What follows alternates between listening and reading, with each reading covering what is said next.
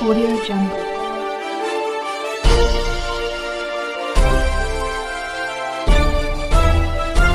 Audio Jungle. CRS news में आपका हार्दिक स्वागत व अभिनंदन है। मैं हूं राजेश जायसवाल। सीआरएस न्यूज आपके जिलों की हर खबर पर रखता है अपनी नजर। आइए चलते हैं आज की खास खबर की ओर। आप देख रहे हैं सीआरएस न्यूज सच के साथ भिंड से ब्यूरो चीफ राजकुमार जोशी की खास रिपोर्ट। भिंड जिले के नया गांव थाना क्षेत्र के अंतर्गत चूरे के पूरा गांव का मामला है।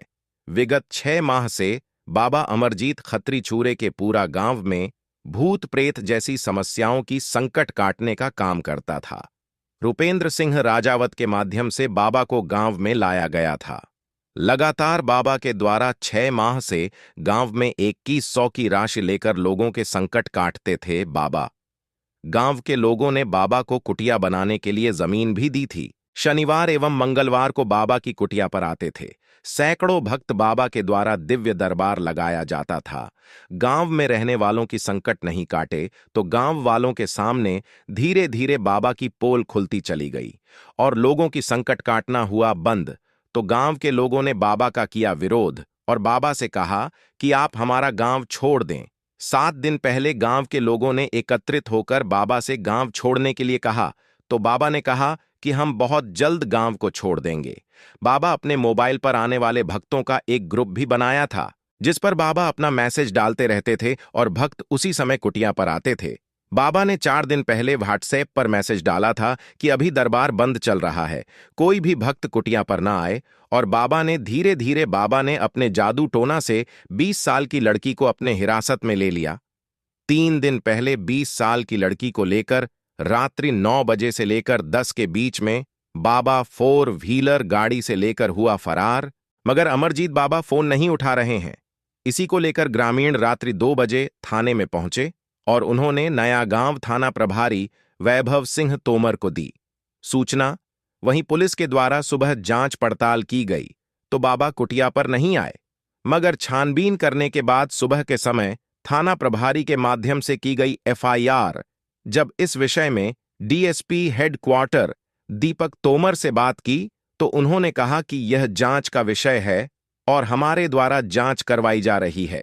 लड़की बालिक है, अपनी मर्जी से भी जा सकती है। यह जांच का विषय है।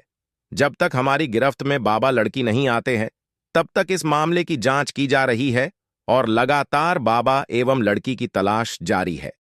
मेरे गांव में एक बाबा आया था जिससे मेरे गांव के रुपेंद्र सिंह लेके उनको आए थे यहाँ पे, जो चीतक विद्या करता था बाबा, जिससे मेरे घर में यही कोई प्रॉब्लम थी, जिससे मेरी चीतक विद्या से कुछ समाधान निकला, कुछ दिन आराम मिला, जिससे सभी गाँवजनों ने सूचना की कि मतलब यहाँ पे एक धाम बनना चाहिए।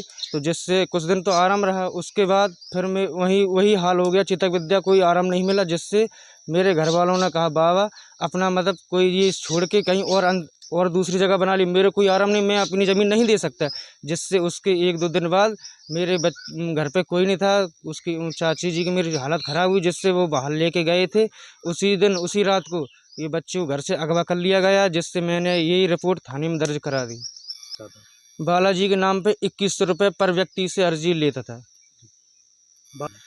व्यवस्था कुछ नहीं करता, बस उन्हें झूठा दिलासा दे के उन्हें बस सहला फुसला देता था कि अब आप ठीक हो जाओगे, आप यहाँ पे आके 5 फेरी लगाओगे जिससे आराम मिलेगा। जिससे आराम नहीं मिलता था तो आदमी 1-2 फेरी लगा के चला जाता। वो सोच लेता था कि यहाँ कोई तांत्रिक विद्या कोई नहीं जानता है। जी, बाबा चीतक विद्या जो जानता था, कब लगभग कितने समय से गांव में रह रहा है? ये कम से कम 6 महीने हो गए। 2 महीने रुपेंद्र के घर पे भी रहा है, उसके बाद 4 महीने हमारे ज़मीन पे भी रहा है।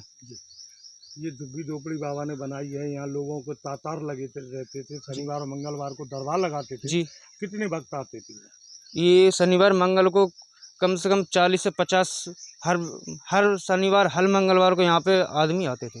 प्रत्येक व्यक्ति से 2100 रुपये लेते थे? प्रत्येक व्यक्ति से 2100 रुपये लेते थे। अगर कोई व्यक्ति 2100 रुपये नहीं देता था तो उनको वो मना कर देते कि मैं नहीं कर पाऊँगा। क्या नाम है तुम्हारा? हमारा नाम अनुज साक्कर। आज के कम से कम 7 महीने पहले गांव में एक बाबा जी आए थे, जिनको लाने वाले गांव के ही एक ठाकुर है रुपेंद्र सिंह राजावत, वो अपने घर पर लेके आए थे।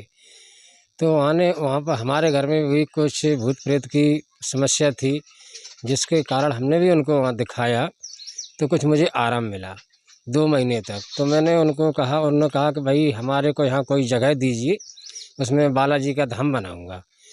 तो जब हमारे को आराम मिला तो हमने बाबा जी को अपने खेत में एक झोपड़ी बनवा दी। हमने जब तक आप यहाँ रहिए, उसके बाद अपनी व्यवस्था कर लीजिए, उसके बाद अपना धाम बना लीजिए।